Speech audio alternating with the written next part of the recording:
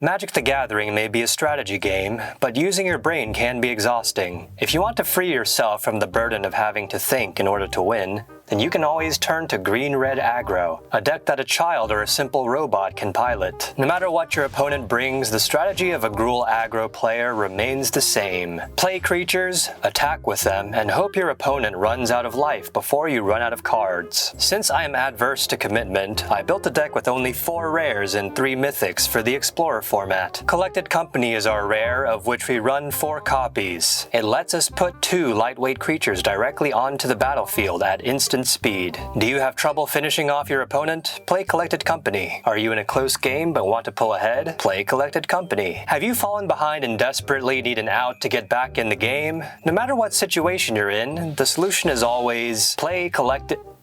Okay, maybe it doesn't always work. Coco can whiff if you don't find any good creatures in the top 6 cards of your library. To reduce the chance of that happening, we want to stuff our deck with as many cheap creatures as possible. We have 28 in total. For our other childproof win condition, we have 3 copies of Embercleave, a mythic equipment that you cast and attach at instant speed, turning one of your otherwise mediocre, forgettable creatures into a trampling double-striking monster. This is every control player's favorite card, by the way. Always believe in the cleave. Together, Embercleave and Collected Company can turn even an army of dirty, unwashed peasants into a formidable threat. And the rest of our deck is more or less just that. None of these creatures are worthy of direct mention, but I will talk about them when they become relevant.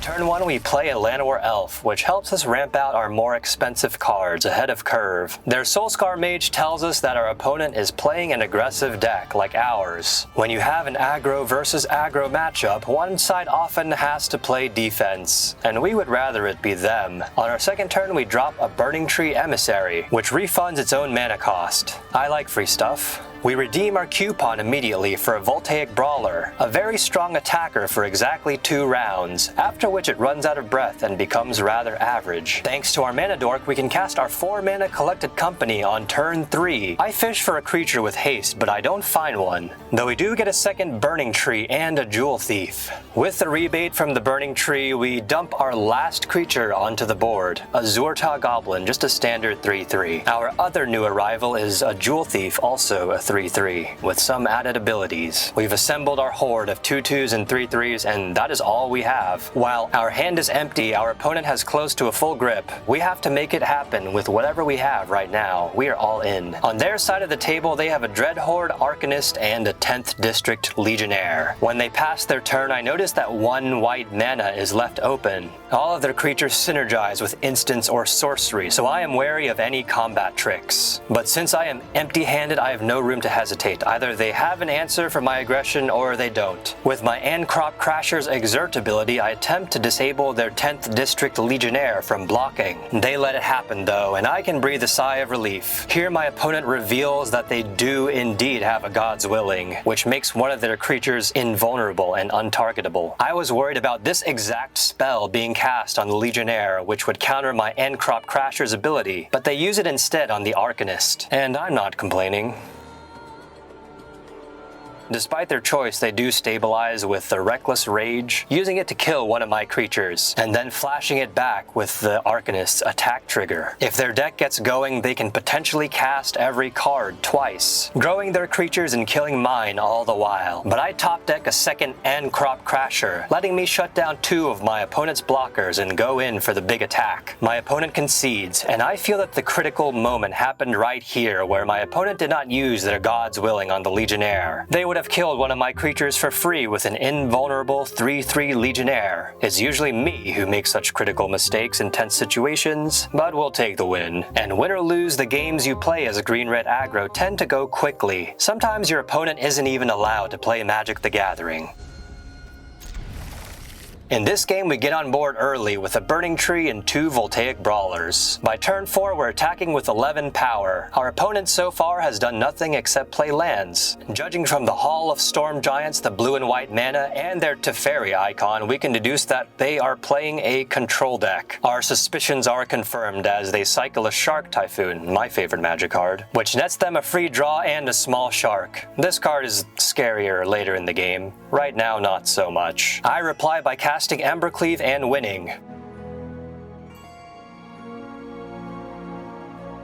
Now, did it take skill to win that game? Going first, drawing not one but two Voltaic Brawlers and an Embercleave? You know, I can't answer that question because as a Gruul player, I am beyond such calculations. In some games, it feels like I'm punishing my opponents for daring to be creative in their deck building. While they're trying out new ideas, I come along like an unwashed barbarian horde, throwing all the library books and art into the river. In other games, it feels like I'm one turn away from disaster. Here against Elves, I get a massive lead early on, pressuring them down to 5 life. But then they have an explosive turn, adding 5 Elves to the board all at once, with the help of their Circle of Dreams Druid and their own Coco.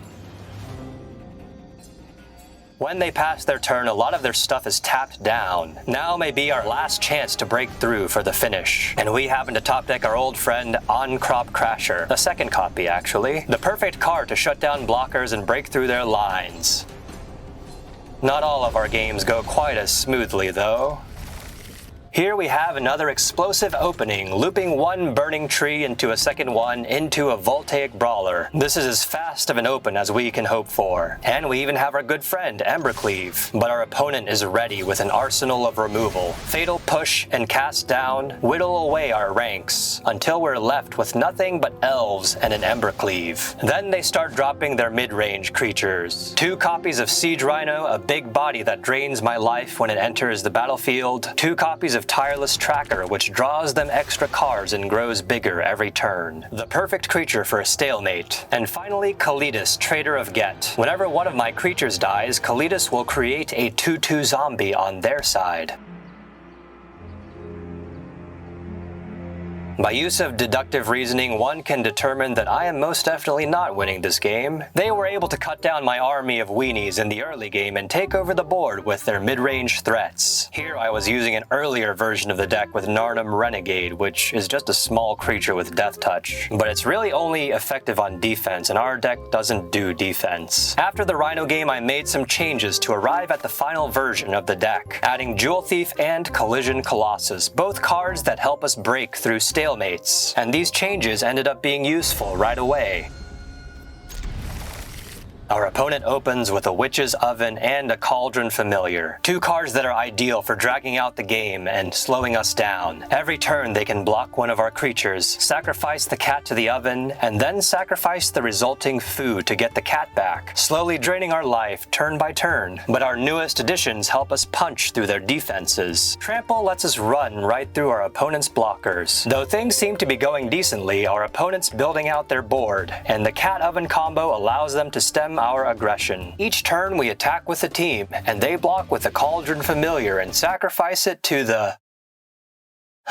Apparently, our opponent forgot to sacrifice the cat to the oven, and in shame they surrender immediately. It is perhaps a premature concession, seeing as they can make a token, feed the token to the oven, and get their cat back. But if I were in their position, I would probably surrender as well to escape the negative feelings and try to forget that this ever happened. A Budget Green Red Aggro deck is easy to build and easy to play. It has a powerful, if predictable, strategy that allows new players to make more experienced players very angry. The method may be crude, the tactics simple, but it's really your opponent's fault for not being ready for the onslaught. Collected Company is a staple of many decks with green in it. You can't go wrong with spending your precious rare wildcards on it, and Embercleave is one of Red's marquee finishers. The rest of the deck is entirely forgettable. Or customizable, I meant to say. Customizable.